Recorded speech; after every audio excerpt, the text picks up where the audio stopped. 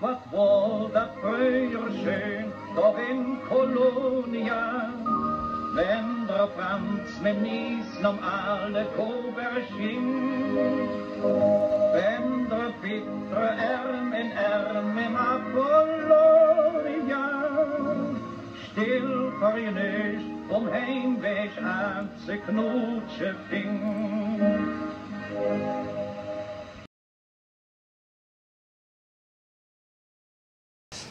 Die Kulturanthropologen und die Volkskundler würden sagen, es handelt sich bei der Fastnacht um ein Schwellenfest im christlichen Jahreskalender. Den Menschen sollte nochmal Gelegenheit gegeben werden, zu feiern, miteinander zu essen, miteinander zu trinken, um dann umso besser in der vorösterlichen Fastenzeit sich besinnen zu können.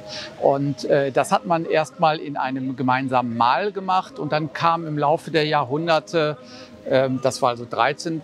Jahrhundert, kamen dann immer neue Elemente hinzu, Musik, Tanz, Bankette, Fastnachtsturniere. Und es weitete sich immer weiter aus und auch zeitlich. Also man feierte dann nicht mehr nur in der Nacht vor Aschermittwoch, sondern von Weiberfastnacht bis Karnevalsdienstag. Und im 15. Jahrhundert kam dann ein ganz wichtiges Element hinzu. Die Kirche hat nämlich die Fastnacht genutzt für Predigten, für moralisch-theologische Unterweisungen. Die Fastnacht wurde dabei gleichgesetzt mit dem sündigen irdischen Leben und gleichzeitig gegenübergestellt der Fastenzeit als Symbol für das himmlische Reich Gottes, für das gottgewollte Leben. Und damit wollte man zeigen, das irdische Leben ist im Grunde genommen nicht wichtig. Alle Menschen enden mit dem Tod. Die Fastnacht endet mit Aschermittwoch. Das, was zählt, ist das, was danach kommt, Fasten und das himmlische Reich Gottes. Und in dieser Zeit, dann Ende des 15. Jahrhunderts, wurde die Fastnacht mit dem Narren als zentrale Symbolfigur in Verbindung gebracht, weil der Narr nämlich Gottes fern war. Der hat Gott nicht anerkennen wollen und auch nicht die gesellschaftliche Ordnung.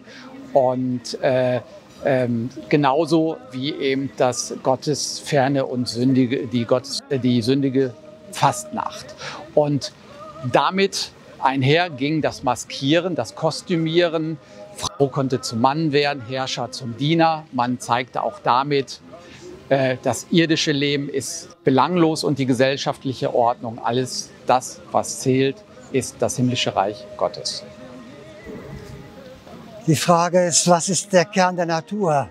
Regen, Sonne, Erdbeben, ein schöner Frühlingsmorgen. Das ist die Vielfalt. Karneval ist nicht nur eins. Karneval bedeutet Ausgelassenheit, aber auch sentimental sein. Es bedeutet Vergemeinschaftung, die Nähe zum Du, aber auch schon mal so ganz alleine als Clown in der Ecke für sich sein. Es ist das aufbrausende Laute. Seht her, ich bin der Prinz von Karnebäume. Und es ist dieses so ganz melancholische nachts um 1:30 zur blauen Stunde. Die Treppe am Bürzenich runter, guckt mal rein nach der Ruine St. Alban. All das ist Karneval. Es ist jedenfalls die Möglichkeit, die Kehrseite unserer anderen Welt mal mehr zu beleuchten, als es im Alltag möglich ist. Und das so zu tun, dass man sich am nächsten Tag davor nicht verantworten muss. Dass man nicht sich davor irgendwie genieren muss, was man da gemacht hat.